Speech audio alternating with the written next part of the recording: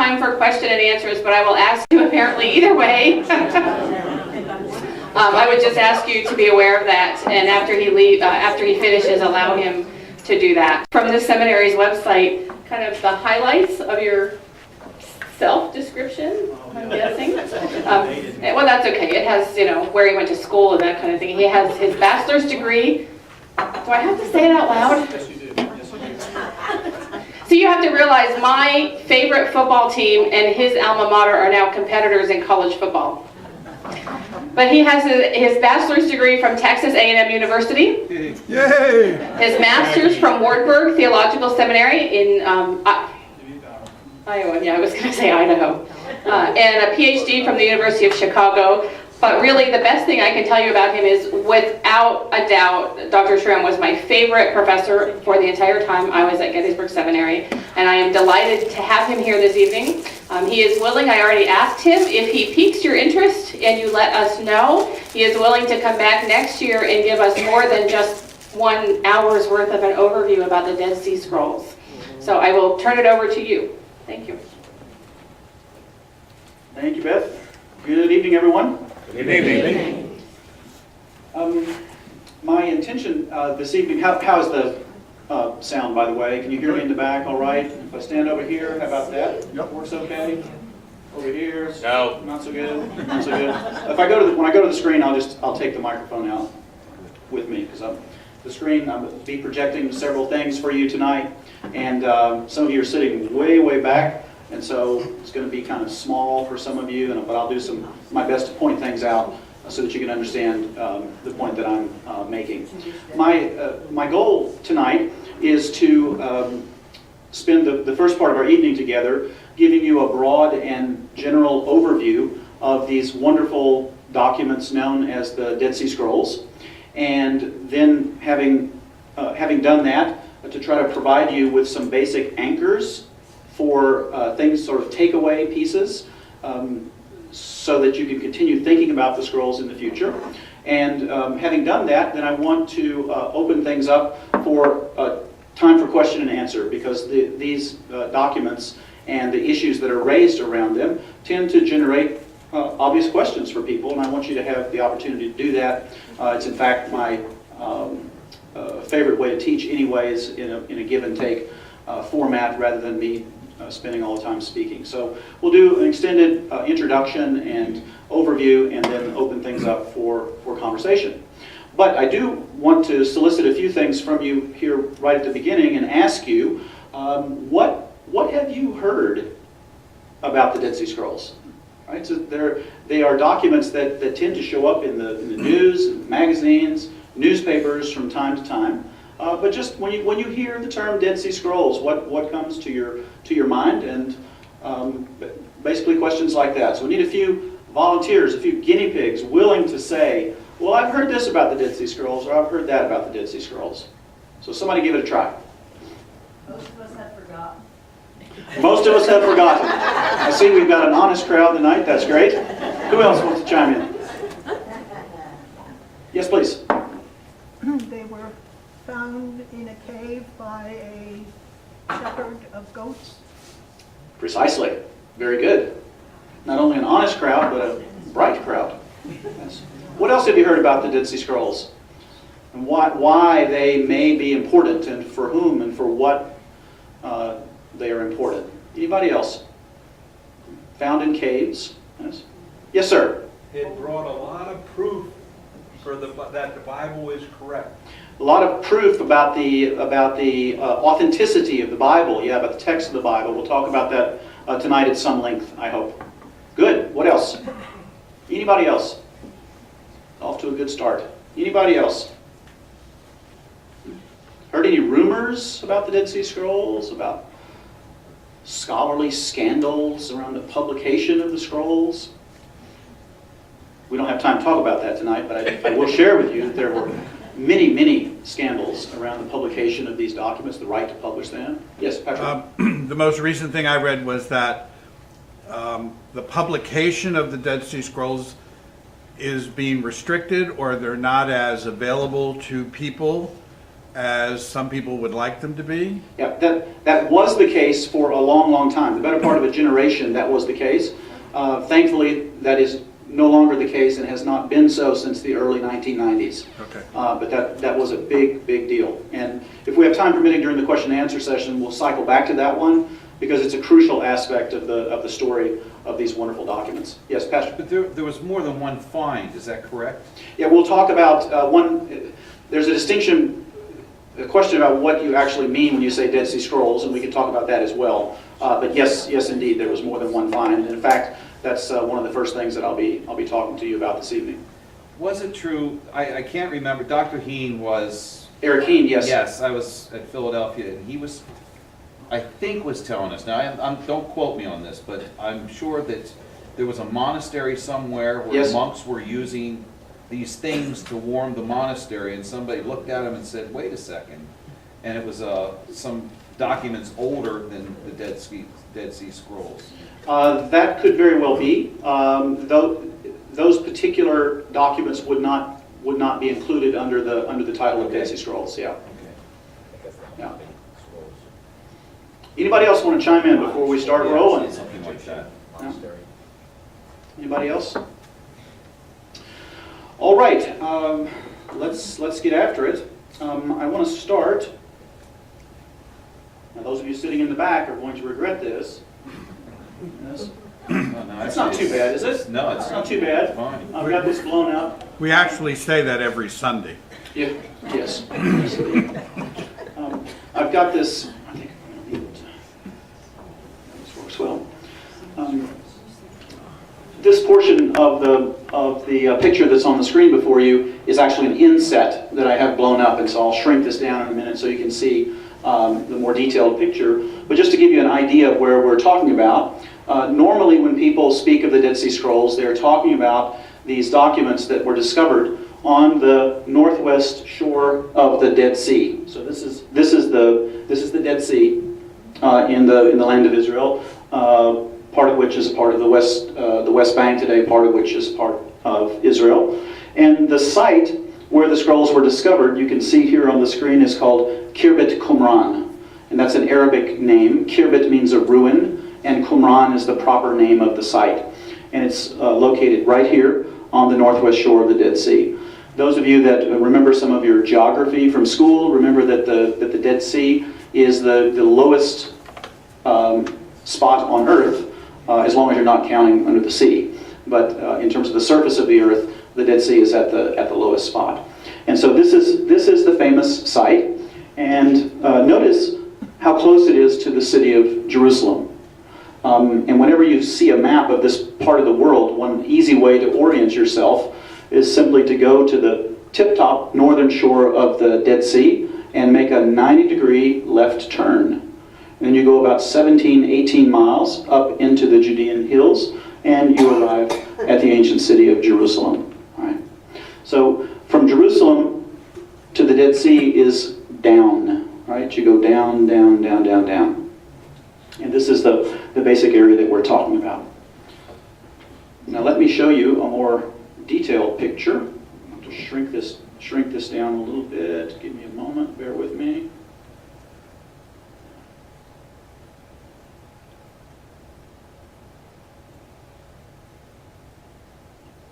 There. That's not too bad.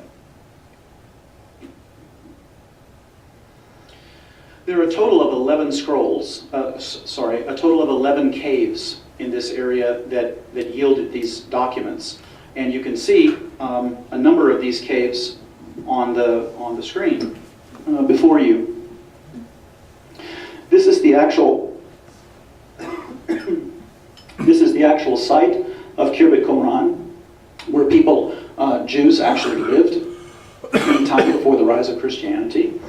There's a cemetery there, and then in the area around the occupied site, there are these 11 caves, which produced or yielded the scrolls. And you can see cave 1 is way up to the north. Cave 4 is down here. I'm going to show you a picture of that in a minute. Cave 4 is the really big cave because that's where most of the documents came from. But you can see they're scattered around sort of at random. And very shortly I'll explain to you why the caves are numbered like they are. I mean, why is the cave the farthest away called Cave 1, et cetera, et cetera. I'll show you another picture. Not that one. Not that one. But this one. If I keep it small just for a minute, you can get a sense of the terrain that we're talking about here. And I want you to focus. Can you see the cursor swirling around there? That's the entrance to a cave. It's actually the entrance to the famous Cave 4. But you can see this is virtually a sheer cliff, this sandstone cliff, and you can see all of the runoff over the years that fall down into the wadi down below. So these caves are not easily accessible, and in fact, this famous Cave 4 is very, very difficult to access. And even today, one of the best ways to reach this cave is actually to use rappelling ropes. You sort of have to rappel into the cave. And if it's the least bit slippery, if there's been any moisture whatsoever, it becomes very, very treacherous, and you have to be very, very careful. Not many people get to go to this cave to begin with. And then if I blow it up, then you get a better sense of what's going on.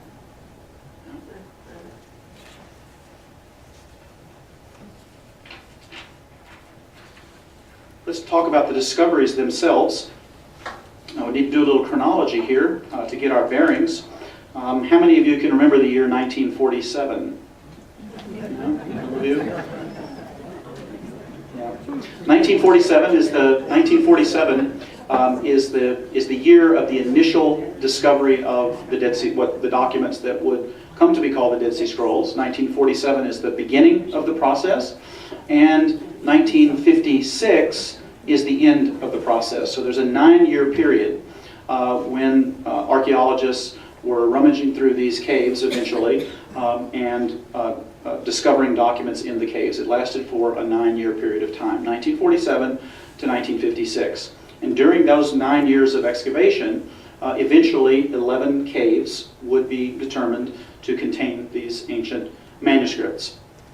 The simple key here is that the caves at Qumran, the site of the Dead Sea Scrolls, were numbered in the order of their discovery.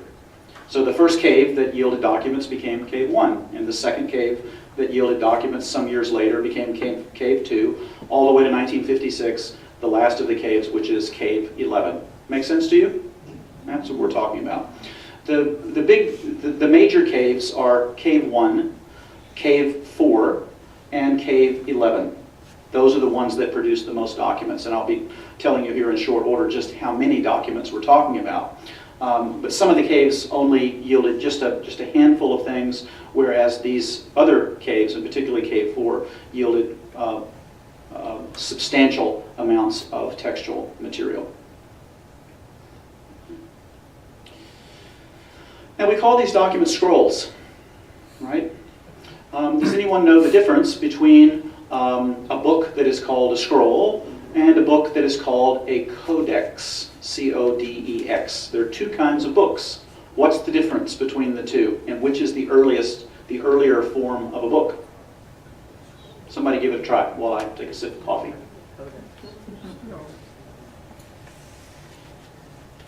What's a scroll, do you think?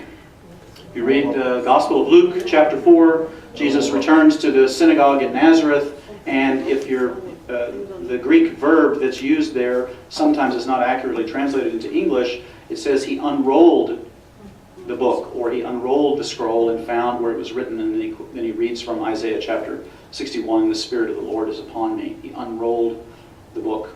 Yeah. So, what are we talking about? It's one of these. It's a flat piece of ancient paper that then can be rolled up like this, right, into scroll form, right, into scroll form. And if you ever visit a synagogue, even to this day, if you go to worship in a Jewish synagogue, and you will see on Saturday mornings when the passage from the Torah, from the Law of Moses, is read, it is still read from an actual scroll. Yeah? Now, what do you think of when you think of a book? Pages. Spine bound. Yeah. You think of this, right? This is what we call books. What you have to understand and appreciate is that this type of book, this form of a book, was not invented until about 350 AD. You know, in the ancient world, there were no books like this. This is a codex, and they simply did not exist in the ancient world. Jesus himself, Paul, any of the apostles, would have had no idea what this is. Right? This is called a codex, and so these documents from Qumran did not come from books like this originally. They came from these rolled up documents called scrolls. Yeah.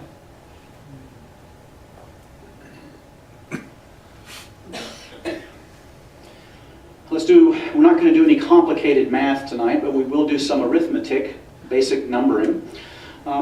Once all of the materials from the 11 caves was available for the initial scholarly team to go to work on, and they began to analyze them, they were able to determine how much material they had in their possession, the remains of how much material.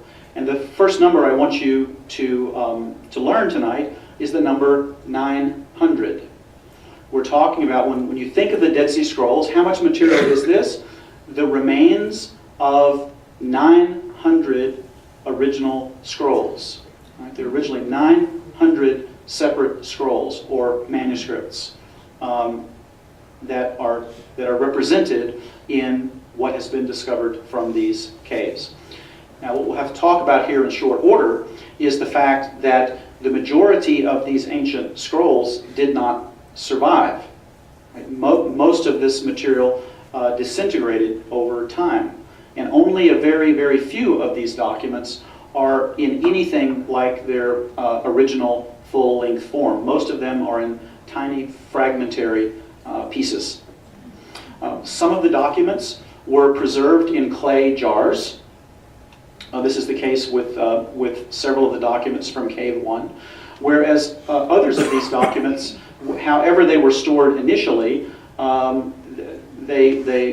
jars or whatever were broken over time, and the reason that this material actually survived and did not completely disintegrate is why. Anyone know why? What was the great preservative of most of the fragments of the Dead Sea Scrolls? Salt. It's a logical guess. It's certainly in a super arid part of the world. I mean, the Dead Sea Scroll is the Dead Sea itself is a very, very arid climate. There's virtually no humidity there whatsoever. But it may surprise you to know that most of these documents were preserved because they were covered up by 2,000 years worth of bat guano. Bat guano. Bats. Yeah. And it actually, the combination of the low humidity and then the insulation provided by the remains of 2,000 years worth of bats served to preserve these documents. Nature works sometimes in very interesting ways, does it not? What was the document made, what was the scroll made out of? It's a wonderful question. What were these documents made out of? What was the paper? Yeah. There were two primary forms of paper in the ancient world. The first you're probably familiar with is the paper made from the papyrus plant.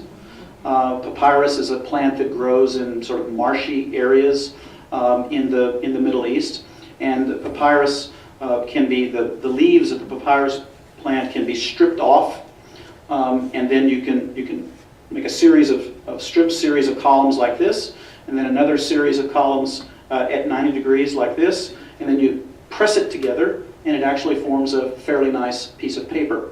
This is a very common form of paper in the ancient world. The problem is that papyrus is not very durable. It doesn't last very long. And for that reason, if you wanted a paper product that was durable and could remain over time, what people in antiquity did was to use animal hides, normally from sheep and from goats. And this material, the technical term for the use of animal hides and for writing purposes is called parchment, and I think you actually use that term. Yeah. And so most of the Dead Sea Scrolls are written on parchment, that is to say, on animal hides of sheep or goats. Some people call it vellum. Maybe you've heard of that word as well. Yeah. It's actually a very durable product, as long as it's not exposed to too much humidity. One of the things that you can be sure of is that 2,000 years down the road, there will not be any great manuscript finds in south central Pennsylvania. And the reason for that is the humidity, right? And you'll notice that anytime there's a discovery of written materials from the ancient world, if they're on parchment or on papyrus, as opposed to being chiseled into stone, if they're on something organic, this stuff always turns up in very, very arid climates, like the shores of the Dead Sea, or like in the desert in Egypt, or something like that. Nothing from south central Pennsylvania, or from Victoria, Texas, where I grew up, which is the most uncomfortable place in the world.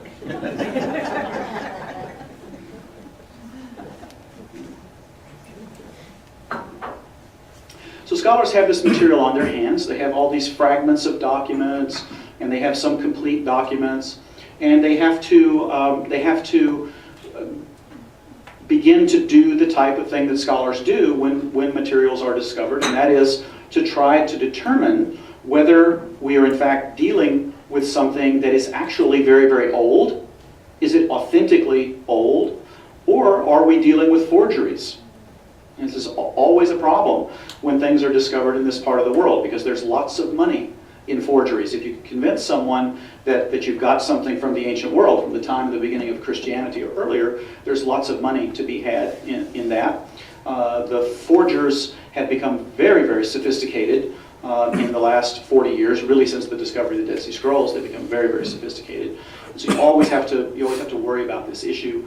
The forgery question has been put to bed where the Dead Sea Scrolls are concerned. We are convinced, 100% convinced, that we're dealing with authentic documents, and scholars have even been able to date these materials, and we know that all of the remains of the Dead Sea Scrolls fall into the period of time between the 2nd century BC and the early 1st century AD. Get a sense of what we're talking about here. 2nd century BC to the early 1st century AD, with the overwhelming majority of these documents dating to the 1st century BC.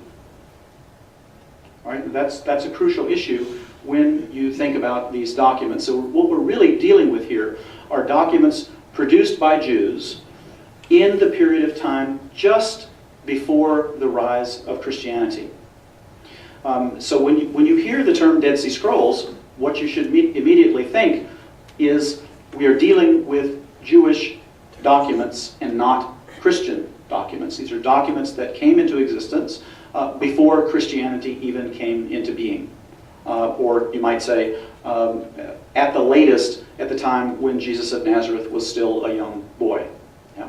So these are Jewish documents, not Christian documents. The documents, however, have important implications for both of these two religions.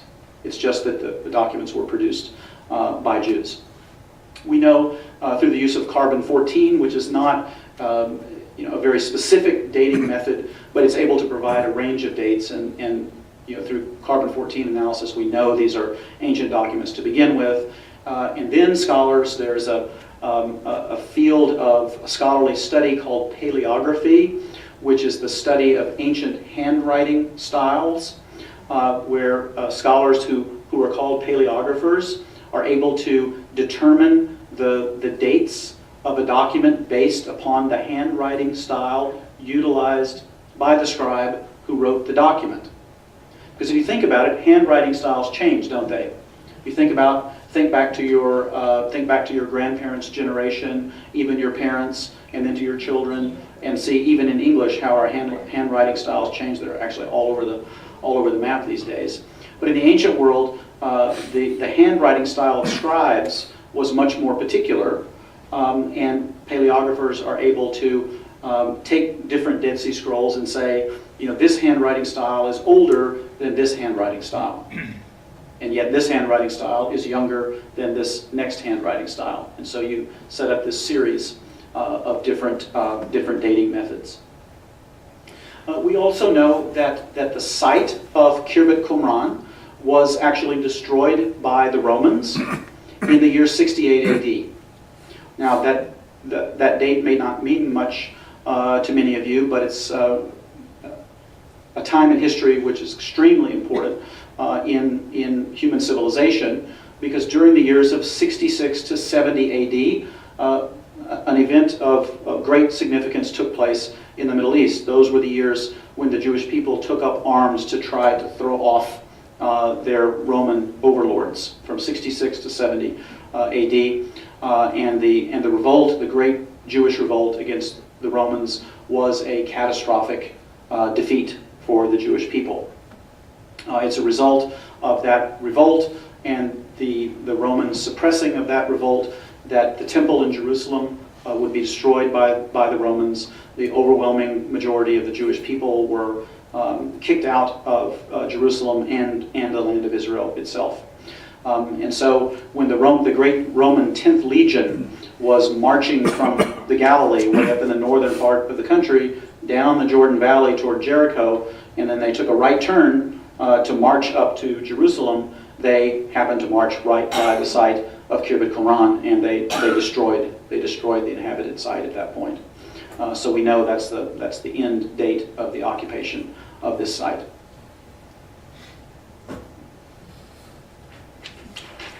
How are we doing on time, Dial? What time is it now? 30. 7:30? Okay. Can you see that clock over there? I can see it now. I want to talk to you about the different languages that are represented in the Dead Sea Scrolls, and then we'll talk about the types of material that is represented, and that's really the interesting thing. At least I hope it will be interesting for you. When you put the remains of all of these 900 original documents before you, and you ask the question, well, what languages are these documents written in? The answer to that question is that there are 3 languages represented in the Dead Sea Scrolls. The first is Hebrew, the language of the ancient Jewish people.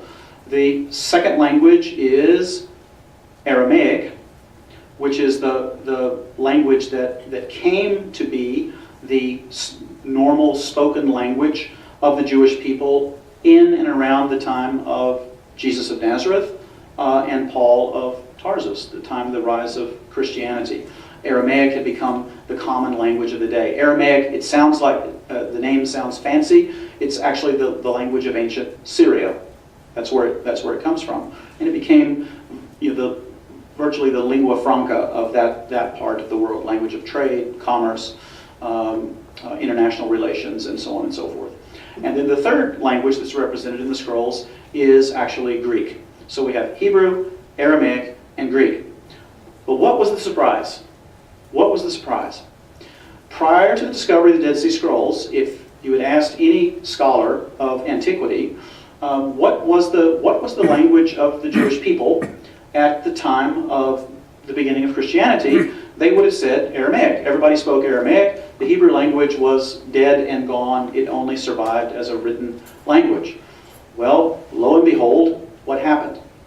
We discovered the Dead Sea Scrolls, and about 75% of these documents are actually written in the Hebrew language. You mean they're not in the King James English? That is correct. That is correct. There is no King James English in the Dead Sea Scrolls. 75% of these documents were written in Hebrew. About 20% written in Aramaic, and only about 5%, if that, maybe like 3%, actually written in Greek. And that was the big shocker for everyone. And then Hebrew linguists went to work studying the Hebrew of these documents, and lo and behold, what were these Hebrew linguists able to demonstrate? They were able to demonstrate that Hebrew was alive and well at the period of time when everybody thought it had died off as a living language. It was actually alive and well. So Hebrew as a living language in the 2nd century BC, the 1st century BC, and the early 1st century AD. That was a huge, huge find. All right, let's talk about what's in these wonderful documents, okay? There are 3 different types of materials represented in the Dead Sea Scrolls. And I'm going to define each of these 3 types and give you some characteristics, some explanation for each of the 3 types.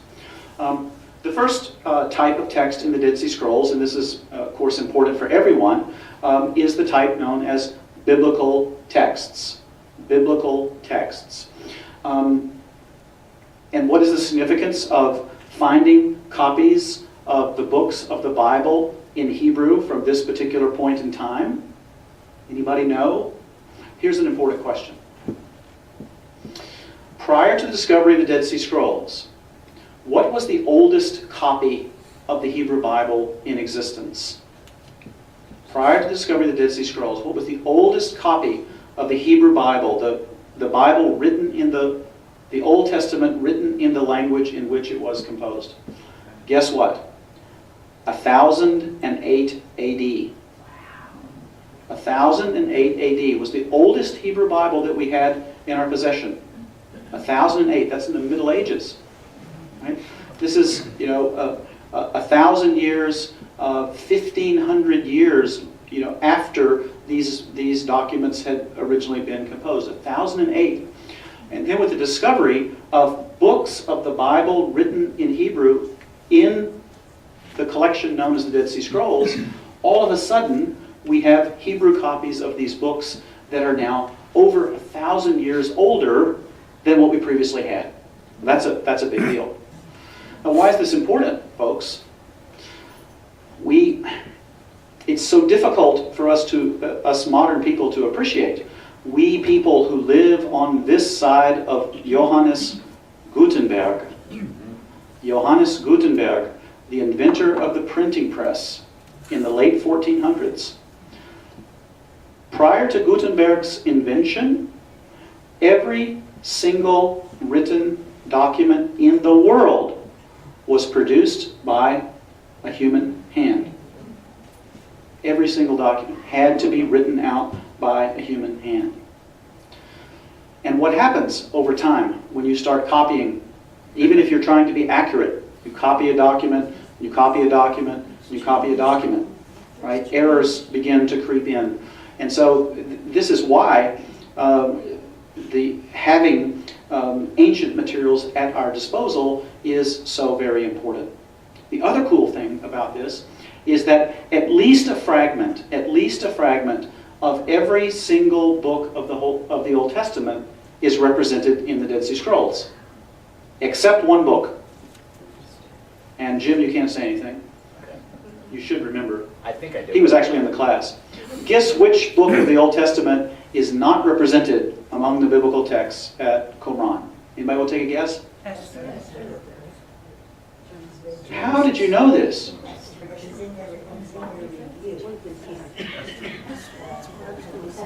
And you actually read that.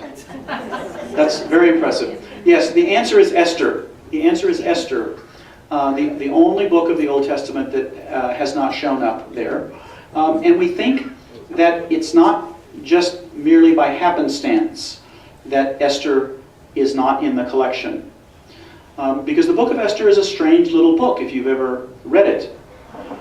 In the book of Esther, there is not a single reference to God, not a single reference to prayer. There's not a single reference to anything religious whatsoever in the Old Testament book of Esther. And we think that those Jews who were responsible for storing these manuscripts in the caves around Qumran actually did not like the book of Esther. Right?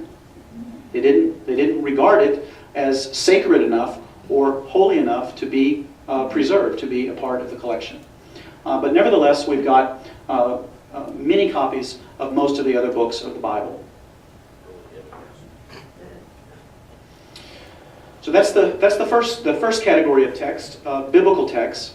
The second category of texts scholars call extra biblical texts. Extra biblical text. What are we talking about here? Do we have any Roman Catholics in the room? The Apocrypha. Yeah, there are a collection of books that some Christians refer to as apocryphal books. Protestants use the term apocryphal books. Roman Catholics use the term deuterocanonical books. These are the books that are included in Roman Catholic Bibles, but not in Protestant Bibles. Okay? And we have, as a part of the Dead Sea Scrolls, discovered books like Ben Sira, or Tobit, or Judith. If you've ever looked at a Roman Catholic Bible, or if you've ever looked at a modern study Bible that contains an Apocrypha, perhaps you've seen the names of these books. Ben Sira, or Sirach, Tobit, Judith, and other kinds of books. Yes? Well, guess what? With the discovery of the Dead Sea Scrolls, we now have Hebrew copies of these extra-biblical or apocryphal books. We never had a Hebrew copy of these books before. They were translated into other languages like Greek and like Latin and preserved by Christians over the centuries. But the language in which these books were originally composed had fallen away. With the Dead Sea Scrolls, suddenly we now have Hebrew copies of these books that did not heretofore exist. All right?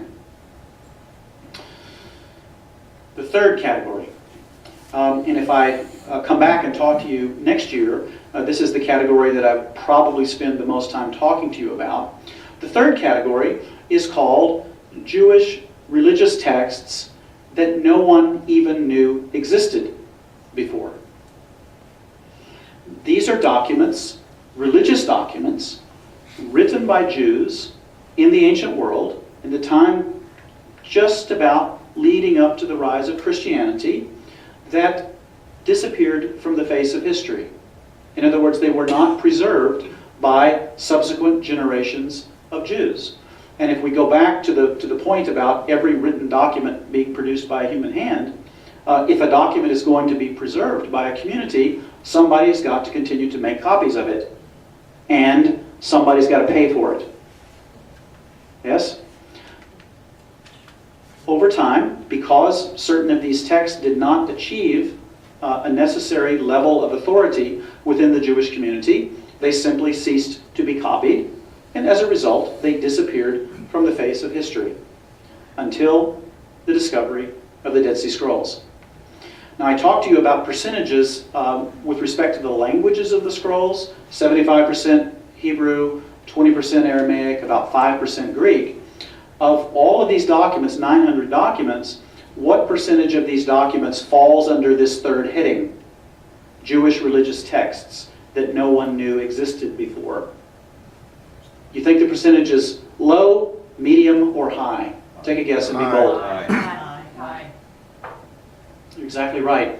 About 75% of the entire corpus falls under this category of documents, books that no one knew existed before. And it's just absolutely fascinating what this has done for our knowledge of ancient Judaism, and most particularly our understanding of what Jews were thinking, what Jews were believing in and around the time that Christianity was just about to come into being. And that's really an earth-shattering development for scholars, and it's also important for non-scholars as well. I would say to you that if the only thing that had been discovered in the Dead Sea Scrolls were the biblical texts, this discovery would still be the most important archaeological discovery in Western history. It still would be, because we have these. We're so much closer to the originals of these documents than we would have been before. But then you tack on to this all of these documents, these Jewish documents, all of them religious texts, all of them talking about God, talking about the people of God, and so on and so forth.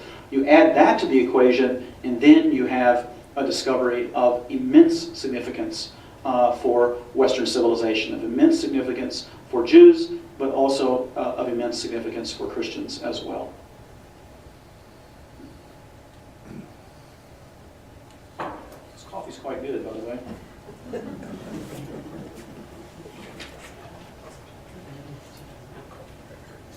you want a hot cup? I think this will be enough. Yeah, this will be enough.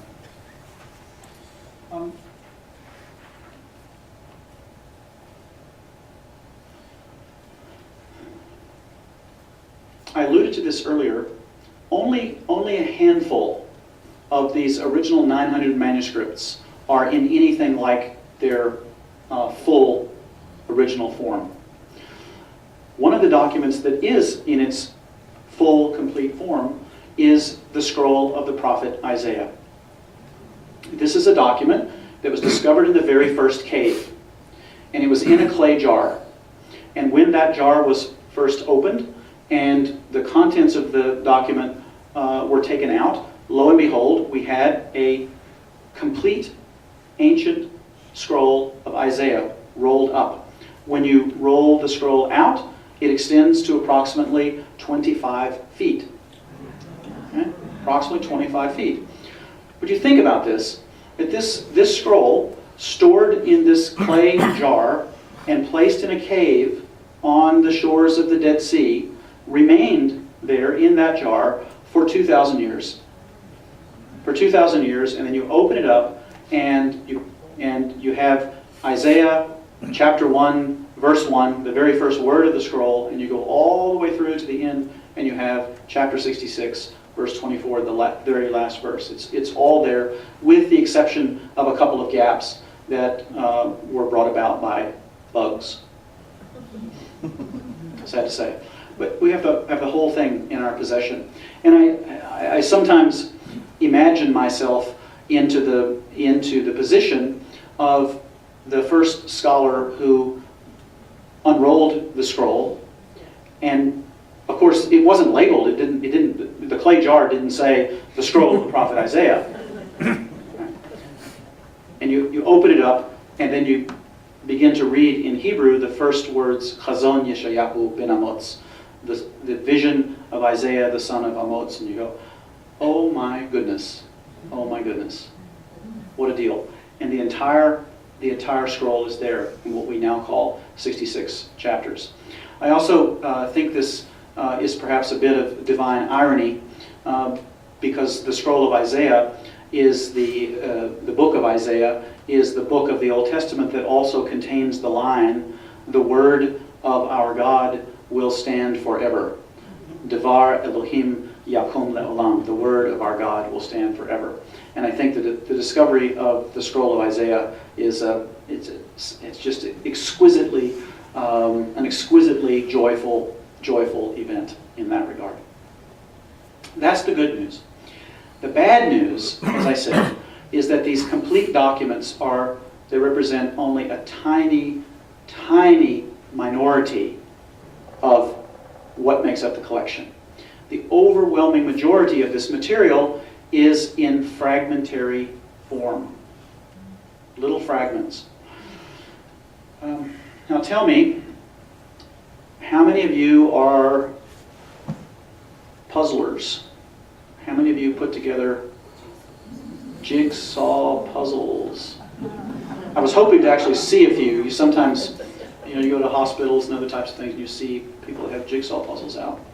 And have any of you ever put together a really sophisticated jigsaw puzzle?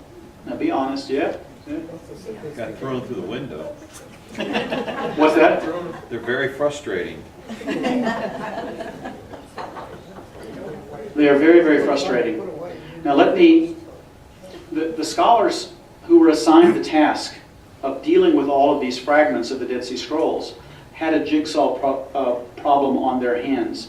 But it's a jigsaw problem like nothing that any of you have ever experienced in your lives.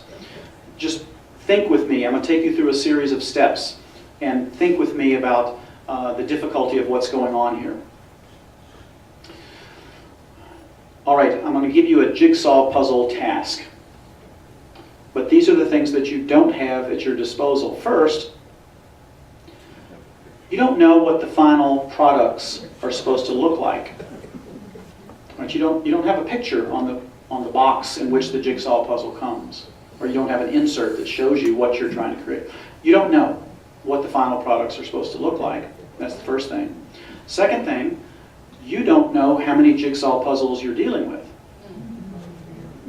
You know, is it 1? Is it 50? Is it 1,000? You don't know how many jigsaw puzzles you have. You don't know what they're supposed to look like. You don't know how many of them there are. Thirdly, you don't have all of the pieces. In fact, you only have a tiny, tiny percentage of the pieces. Fourthly, of the pieces that you do have, the edges never fit together exactly, right? Because the margins or the boundaries are not pure in most cases. I'm going to say, now go to work and good luck. Go to work and good luck. Bad words come out. Yeah, this is one of the things that took so very much time for the scholars to work with, because at the end of their labors, the end result might be that all that's left of an original very long scroll is 3 little pieces, and they don't even fit together contiguously. You know, that might be all that's left. So when I go back to that original number that I gave you, 900. Well, one of those 900 might be 3 little pieces is all that's left of it. Now I mentioned to you this famous Qumran Cave 4 before. This cave alone contained 15,000 fragments. 15,000 fragments. In the entire corpus of the scrolls, there are 25,000 fragments. So we've got like 3 or 4 complete documents. The rest are fragments. 15,000 fragments alone in this cave, and 25,000 total, all adding up to what were originally 900 complete scrolls or documents.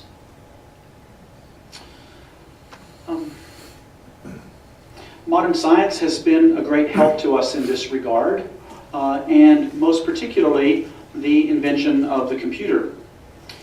Because through computer analysis and through digitizing of these documents, scholars have been able to magnify the scrolls extensively. They've been able to magnify them to such a level that scholars are able to analyze the threads of the parchment papyrus on which these materials were written. Scholars can tell which scrolls came from the same animal. Right? It's that sophisticated. Which came from the same animal. They're able to identify, study the ink that was used by the scribe. They're able to determine which scribes wrote which documents and so forth. But particularly through the use of magnification, things that you jigsaw puzzlers would not be able to see with your naked eye, under magnification, by analyzing threads and so forth, you're able to determine that 2 pieces actually do belong together, right? And that you have to determine that they in fact come from the same scroll, from the same animal hide, and so on and so forth. But scholars have gotten, in spite of that litany of things that I gave you about not knowing how many puzzles you're dealing with, what they're supposed to look like, none of the pieces fitting together like they're supposed to, scholars have gotten very, very sophisticated at being able to reassemble these fragments into the places where they originally were. All right. I'm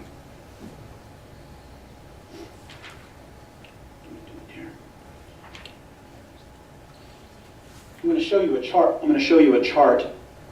And then we're going to break off and spend the rest of our time with question and answer. I think that'll be the most helpful.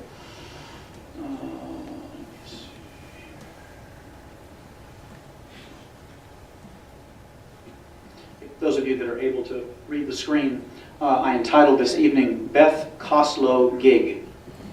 I knew I wouldn't forget it that way. And Beth, you'll be able to see here that you even have your own folder. Come on, shut. That's possible. I don't want to know what else is in it. Yeah, it's all Dead Sea Scroll stuff. I mean, who knew? Who knew? Doesn't look like it's in the right colors though. Yeah, that's a good point. Let's try Thanks for to. pointing that one out for me. See, I didn't even have to say that one. That's what we keep going around for. I'm going to blow this up for you shortly. I'm going to expand it. Don't get me wrong, I'm not going to blow it up.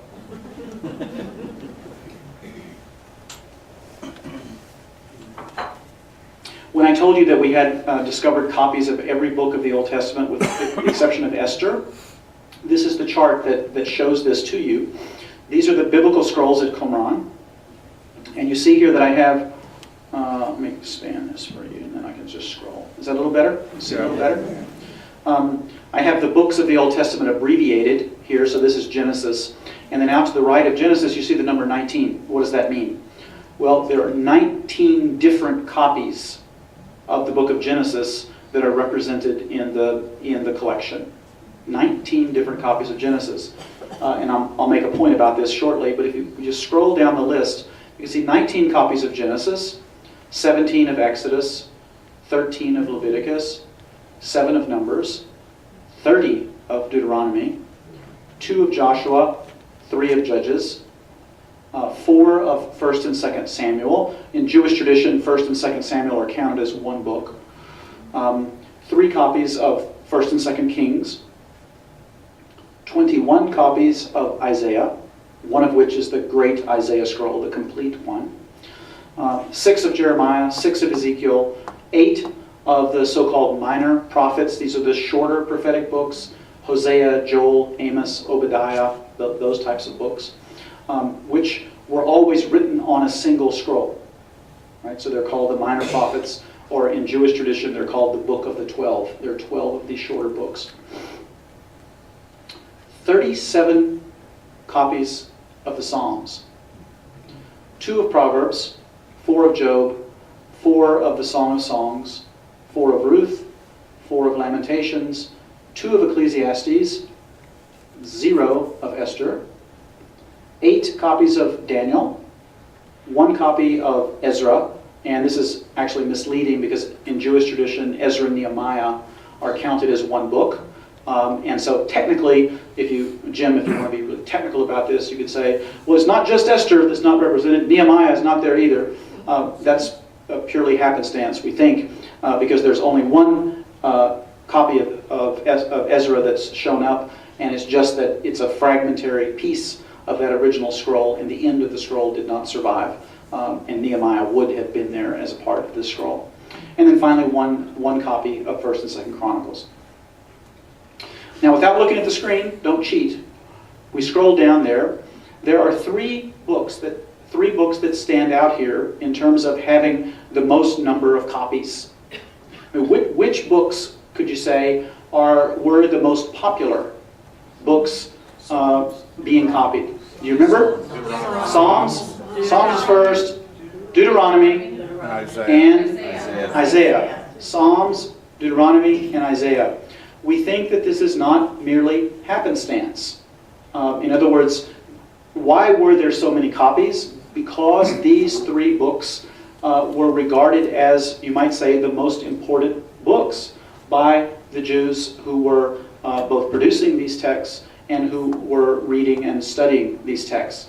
The Psalms, what else? Deuteronomy and Isaiah. Now, if you were to take a good English Bible and turn to the index at the end of the Bible, the end of the New Testament, and start looking up which Old Testament books are quoted the most in the New Testament.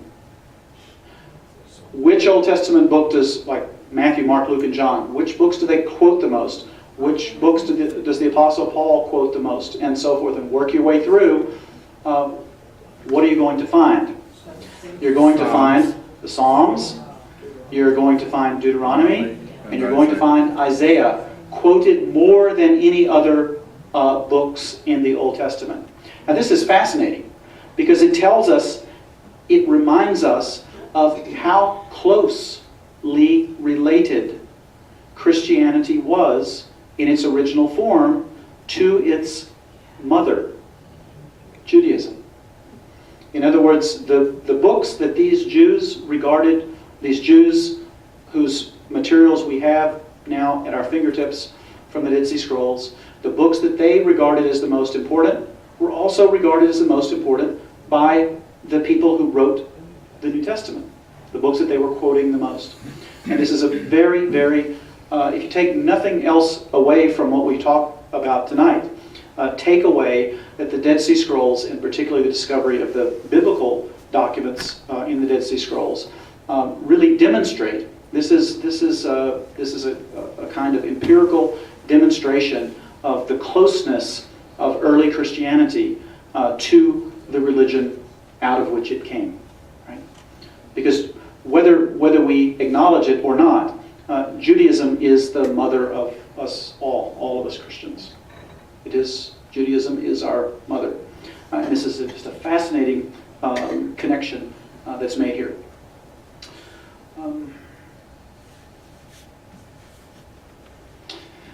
Say one more thing and then we'll open it up. I was asked a question before we even started tonight about what is actually meant by the term Dead Sea Scrolls. Let me see this. And if we go back here.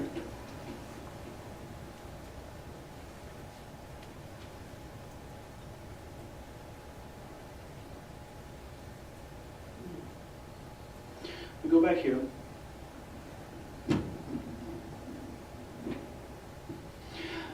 These documents that were discovered at Qumran, that we call the Dead Sea Scrolls, are not the only documents that were discovered in the 1950s and the 1960s and the early 1970s. There were other documents found in caves and other places along the western shore of the Dead Sea, including, this name is actually chopped off, but this is the site of Masada. There's a name that may be familiar to some of you. There are again, scrolls, the remains of scrolls that have been found here, and that is in a series of other small sites in between. Yeah? Technically speaking, all of these documents that go back to this same point in time should be called the Dead Sea Scrolls. The material that I was talking to you about tonight are the materials that come specifically from the caves around Qumran. And they certainly represent the majority of all the materials that have been discovered. But if you want to impress someone sometime with your knowledge of the Dead Sea Scrolls, these documents include more than the 900, the remains of 900 scrolls discovered here. There were also scrolls discovered down here. And some of these documents, discovered at Masada, for example, we know were produced by the same scribes who wrote some of the documents discovered up at Qumran. And the site of Masada is important. I don't know if any of you know the famous story of Masada. If we go back to, remember we were speaking earlier tonight about the great Jewish revolt against the Romans in 66 to 70 AD. There were a group of Jews who escaped the fall of Jerusalem. They escaped the fall of Jerusalem, made their way down to the shores of the Dead Sea, many of whom probably passing through the site of Qumran, went all the way down the western shore of the Dead Sea and took refuge on the famous Mount of Masada. And eventually, the Romans, 3 years after the fall of Jerusalem, Jerusalem fell in 70, 3 years later, there are Jewish freedom fighters who have still not surrendered, they've still not given up, and they're on Masada. And so the Romans lay siege to the Mount of Masada in an attempt to choke these people out. And according to the story that we get from the Jewish historian Josephus, all of the members on that mountain, those last resistors, committed suicide, resisting Roman rule. All right, that's enough for me, at least in terms of formal presentation. We've got about 15 minutes. And I hope that there are a number of questions in the audience. And your questions don't even have to be related to anything specifically that I talked about. Especially if it's something that we didn't talk about and you have a question about it, please feel free to raise your hands. And also rest assured that if you have a question, somebody else in the room has that same question as well. So don't be bashful. Yes? You mentioned the scribes. Who were the writers of the Dead Sea Scrolls? Was that a religious community, or was there a group of people who were commissioned to write these and store them as the revolt was happening? Yeah, the scribe in the ancient world was a member of a profession. And you have to remember that in the ancient world, in any society in the ancient world, only about 10% of the population could actually read. In any society in the ancient world, about 10, maybe 15% of the population could read. And an even smaller percentage of any population had the ability to write. Reading and writing in the ancient world was very much an upper class privilege. Education was not a democratic phenomenon in the ancient world. Education itself was an upper class privilege reserved for royalty, the wealthy, and so forth. And what comes with education is, of course, learning how to read and then learning how to write. And so the scribes were a professional class. There weren't lots of them, and that's the reason why we're able to identify these various scribal hands at work here. We don't know for sure who they were, and I don't have time to get into this, but this is an area that Dead Sea Scrolls scholars continue to fight about very, very vehemently. The question is, who was actually copying these biblical scrolls? Who was composing these other documents that no one knew existed before the discovery of the Dead Sea Scrolls? Who were these guys? How did the scrolls get placed in the caves in the first place, and so on and so forth? It's a debate that continues to rage among scholars. And if you ever want to have some fun, and you've got a little time and money on your hands, you should attend one of these big scholarly Dead Sea Scrolls conferences that happen periodically, certainly on years that mark an anniversary since the discovery of the scrolls and other times. And what you'll find is there will often be blood on the floor. People fighting about this so vehemently. So you've touched on something that actually remains an unresolved issue. The original hypothesis was that there was a small group of Jews living on the site of Kiryat Qumran, living a monastic style life, and they were the ones who copied these scrolls and produced new scrolls, and they are the ones who eventually hid these documents in the caves. But that hypothesis has come under ferocious challenge of late, and things are very much in the air. I don't think we have, my own personal position is I don't think we have the remains of any single particular ancient Jewish group, that we have the remains of a number of groups, and that most of these documents were placed in these caves in haste, right, in fear and in haste, and that took place in the context of the fall of Jerusalem and of Judah to the Romans, very, very chaotic time. I don't think that the people that hid these documents in the scrolls thought that they were going to be there for 2,000 years. I think they fully intended to return, to retrieve them at some point, but they were not able to because the revolt was so viciously crushed by the Romans. So, great question. Yes? The Jewish religious texts, what would you say was the most fascinating fact discovered with that section of them? It's hard to pin it down to one thing, but if I had to pin it down to one thing, I would say the most striking characteristic of these texts resides in the expectation that something massive is about to happen. That something massive is about to happen. The expectation of the great watershed in human history. That expectation is palpable in these documents. And there is one of the most famous documents in the Dead Sea Scrolls is called The War of the Sons of Light and the Sons of Darkness. It's one of the virtually complete documents. And it really describes this great final battle between the forces of good and the forces of evil, and not just their human participants, but it also involves supernatural divine beings, the angels of light and the angels of darkness. And so the surprise is that many of these texts that no one knew existed before read very much like the book of Revelation.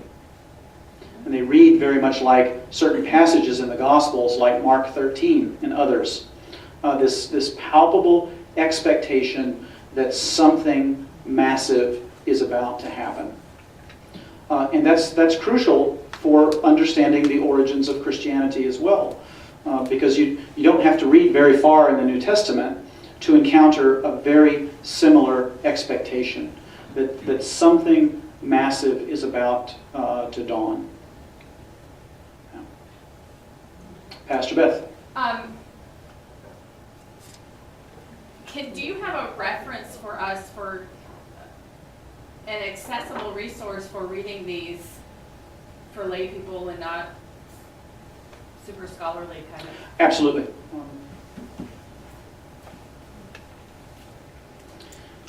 There are a number of translations of the Dead Sea Scrolls in English. The most accessible translation is this book that I have with me now that I actually use as a textbook when I teach a course on the Dead Sea Scrolls at the seminary.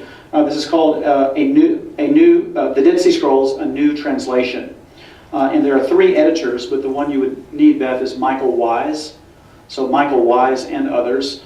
The Dead Sea Scrolls, A New Translation. And the publisher is HarperCollins. Harper San Francisco. Harper San Francisco.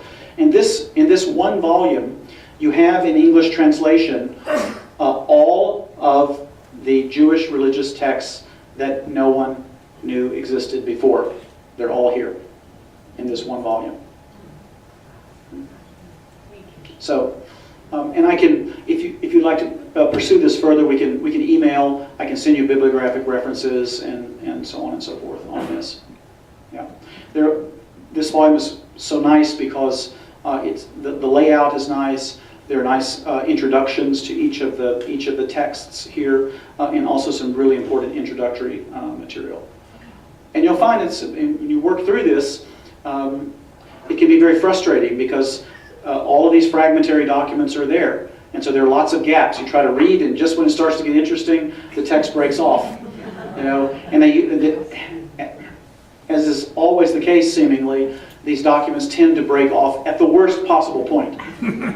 At the worst possible point, they break off, and then something's lost, and then you pick up, and you pick up again. Okay? So feel free to email me about this.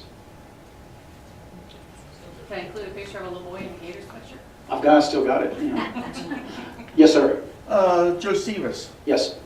was he writing about this same time or is he later? He's a little bit later.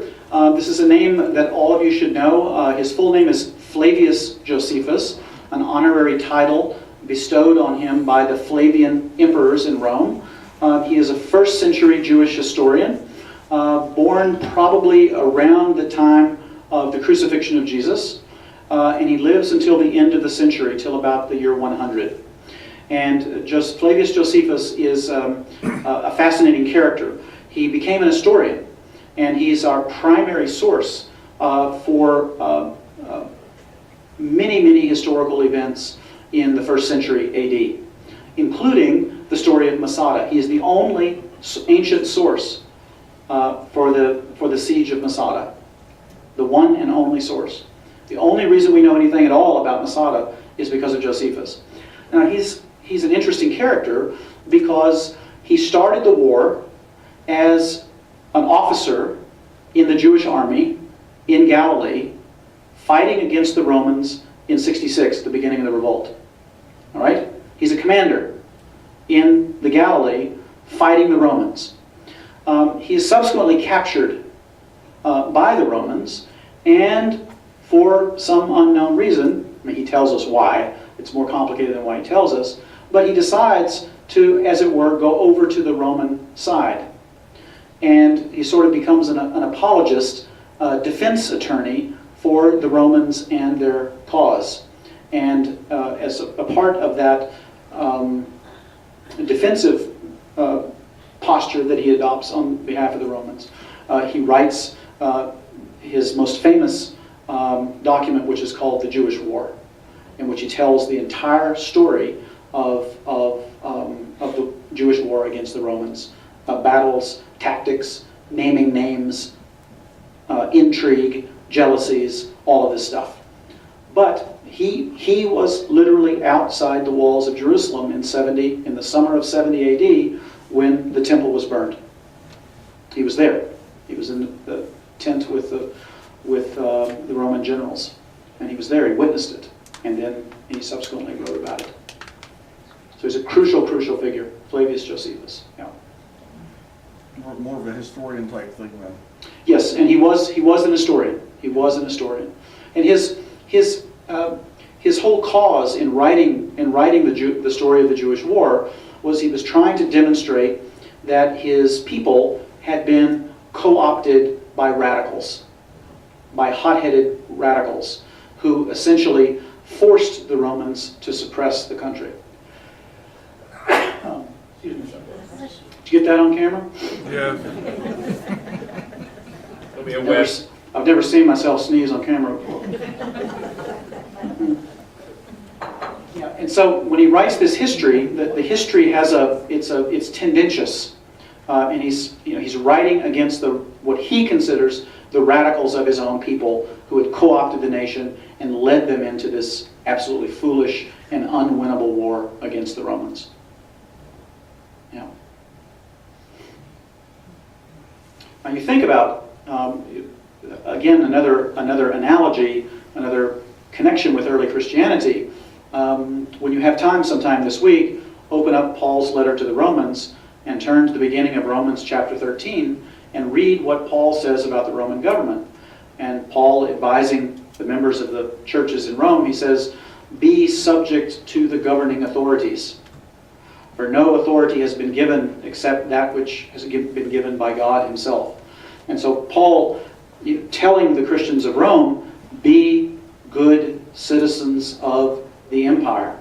And he's writing this probably around the year 57 or 58, less than a decade before the beginning of the revolt. And you can see the political position that Paul is adopting there. He is very leery of any of these early Christians who would be inclined to take up arms against Roman rule. And so in that sense, you could say the politics of Paul writing to the churches in Rome is very similar to the politics of Flavius Josephus, both of which saying that Roman rule is not all that bad of a thing. Learn to deal with it, learn to get along with it. But certainly don't unsheath your sword and go into battle